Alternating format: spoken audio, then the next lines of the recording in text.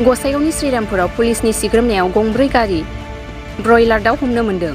पुलिसनि गोख्रों सिग्रोमबाय थानायनि थाखाय गोदान आदब बाहायनानै आसामाव सोनाब बंगनि दाउ बारहोगासिनो गोबां फालांगिरिफोरा।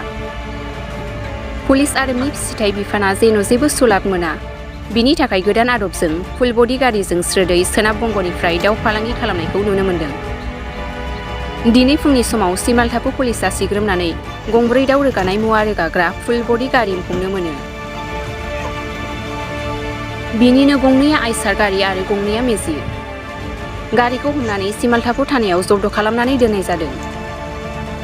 सोनाब बंगनिफ्राय दाउ लानानै फैबाय थानाय समावनो सिमालथापु पुलिसनि आखायाव गोग्लैयो गंब्रै गारिजों लोगोसे दाउ फालांगि खालामग्राफ्रा। हमजानाय दाउ आरो गारिया सिमालथापु पुलिसनि नोजोराव दं। दिनै बेलासि समाव सोरखारनि बिथोन बायदियै सम जानाय दाउखौ हाखर जावनानै फबनाय जागोन होननानै मिन्थिनाय जादों।